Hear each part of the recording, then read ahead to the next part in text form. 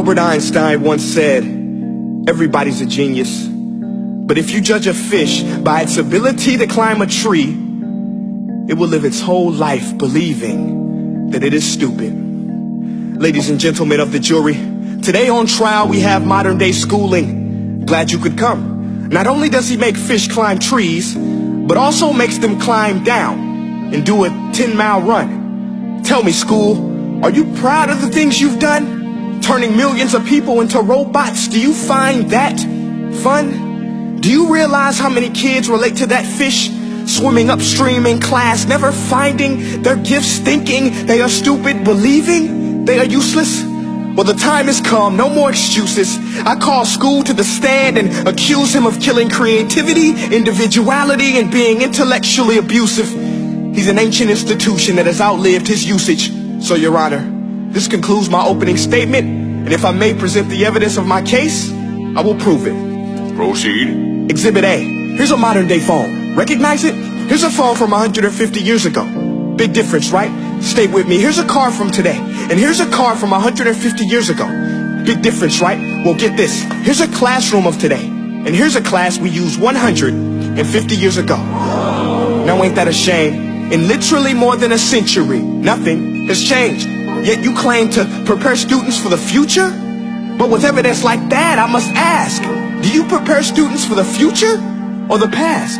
I did a background check on you and let the record show that you were made to train people to work in factories, which explains why you put students in straight rows, nice and neat, tell them sit still, raise your hand if you want to speak, give them a short break to eat, and for 8 hours a day tell them what to think.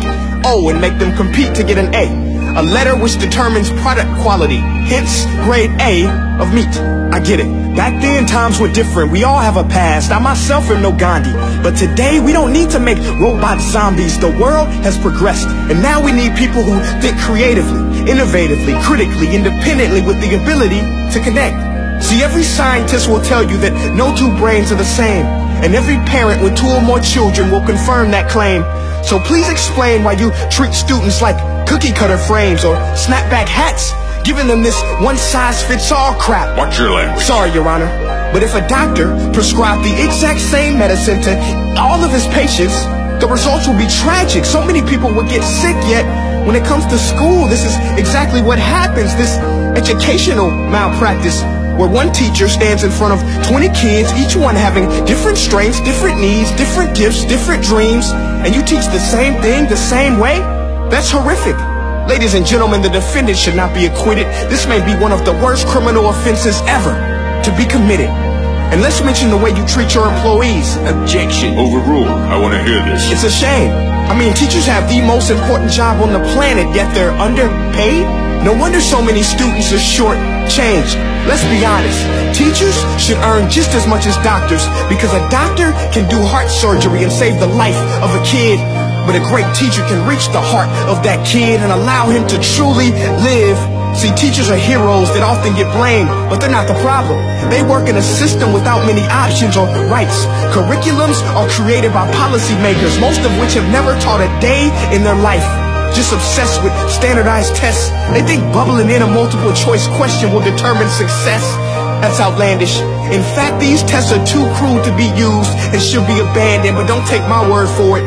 Take Frederick J. Kelly, the man who invented standardized testing, who said, and I quote, "These tests are too crude to be used and should be abandoned." Ladies and gentlemen of the jury, if we continue down this road, the results will be lethal. I don't have much faith in school, but I do have faith in people. And if we can customize healthcare, cars, and Facebook pages, then it is our duty to do the same for education, to upgrade it, change it, do away with school spirit, because that's useless. Unless we're working to bring the spirit out of each and every student, that should be our task. No more Common Core. Instead, let's reach the core of every heart in every class. Sure, math is important, but no more than art or dance. Let's give every gift an equal chance. I know this sounds like a dream, but countries like Finland are doing impressive things. They have shorter school days, teachers make a decent wage, homework is non-existent, and they focus on collaboration instead of competition. But here's the kicker, boys and girls. Their educational system outperforms every other country in the world. Other places like Singapore are succeeding rapidly. Schools like Montessori, programs like Khan Academy, there is no single solution.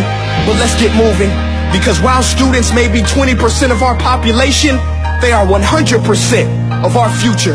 So let's attend to their dreams, and there's no telling what we can achieve.